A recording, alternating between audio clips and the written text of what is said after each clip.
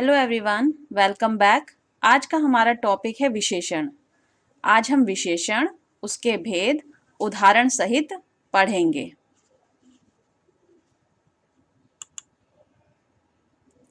विशेषण की परिभाषा देखते हैं। संज्ञा अथवा सर्वनाम की विशेषता बताने वाले शब्दों को विशेषण कहते हैं। अर्थात जो शब्द किसी संज्ञा अथवा सर्वनाम की विशेषता को बताते हैं उसे विशेषण कहते हैं। जैसे अच्छा लड़का, ये लड़के की विशेषता है। 3 पुस्तकें, ये पुस्तकों की संख्या बताई गई है। कितनी पुस्तकें हैं? 3 पुस्तकें हैं। कलम और नई कलम, यहाँ पे कलम कैसा बताया गया है? वह नई है। आइए इसको अच्छे से और समझते हैं और इसके भेद देखते हैं। विशेषण 4 प्रकार के होते हैं। हम कह सकते हैं कि विशेषण के 4 भेद होते हैं। पहला गुणवाचक विशेषण, दूसरा परिमाणवाचक विशेषण, तीसरा संख्यावाचक विशेषण और चौथा सार्वनामिक विशेषण।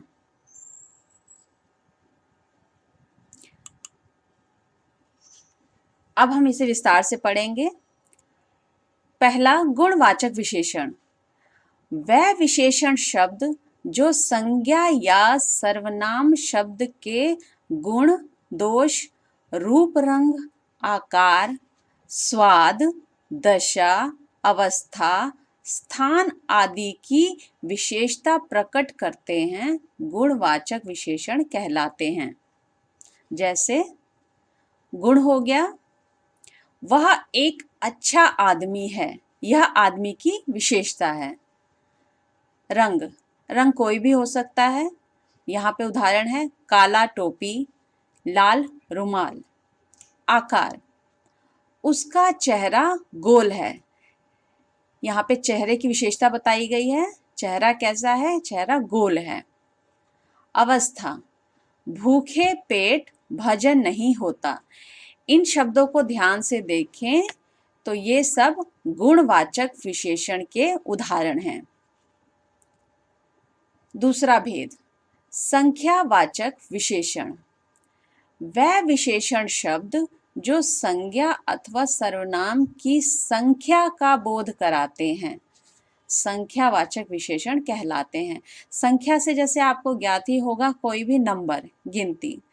इसके उदाहरण से समझते हैं। जैसे 5 घोड़े दौड़ते हैं। कितने घोड़े दौड़ते हैं? 5।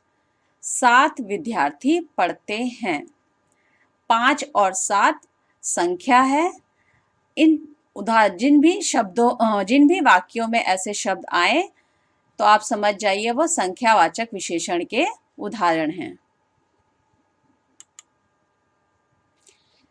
तीसरा है परिमाणवाचक विशेषण, जिन विशेषण शब्दों से किसी वस्तु के माप तोल संबंधी विशेषता का बोध होता है, परिमाणवाचक विशेषण कहलाते हैं।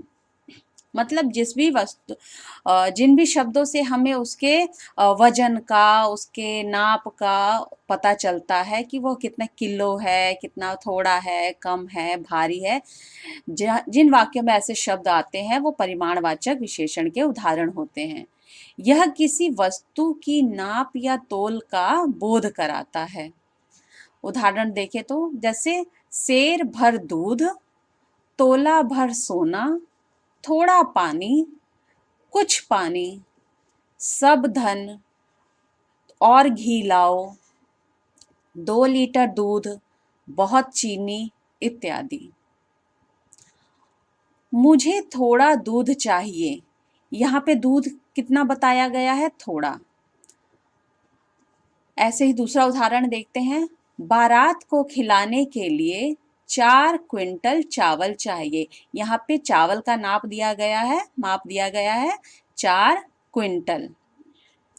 तो जिन भी वाक्यों में थोड़ा, 4 क्विंटल, कुछ, सब और बहुत ऐसे शब्द आए वो परिमाणवाचक विशेषण के उदाहरण कहलाते हैं। चौथा हमारा भेद है संकेतवाचक या सार्वनामिक विशेषण। जो शब्द संज्ञा या सर्वनाम की ओर संकेत करते हैं या जो शब्द सर्वनाम होते हुए भी किसी संज्ञा से पहले आकर उसकी विशेषता को प्रकट करें, उन्हें संकेतवाचक या सार्वनामिक विशेषण कहते हैं। यानी ऐसे शब्द जो होते तो संज्ञा है, किंतु उनके आगे जब सर्वनाम लग जाता है, सर्वनाम लगकर किसी संज्ञा की ओर इशारा करते हैं, संकेत करते हैं, वो संकेतवाचक विशेषण कहलाते हैं। इसको उदाहरण से समझते हैं। वह गाय दूध देती है। यहाँ पे गाय संज्ञा है और वह सर्वनाम है, लेकिन हम यहाँ पे किसी निश्चित गाय की ओर इशारा कर रहे हैं कि वह गाय दूध देती है। सभी गायों की बात नहीं कर रहे हैं, हम किसी एक गाय की तरफ इशारा कर रहे हैं। इसी प्रकार यह पुस्तक मेरी है, यहाँ पे भी हम किसी निश्चित पुस्तक की ओर इशारा कर रहे हैं। ये लड़के, कोई स्त्री, कौन सा फूल, वह कुर्सियाँ आदि में ये, कोई, कौन सा, वह सार्वनामिक या संकेतवाचक विशेषण हैं। तो आज हमारा टॉपिक यहीं पे ख़त्म होता है। आशा आपको समझ में आया होगा, और आपका अगर कोई क्वेश्चन है तो आप कमेंट सेक्शन में भी लिख सकते हैं।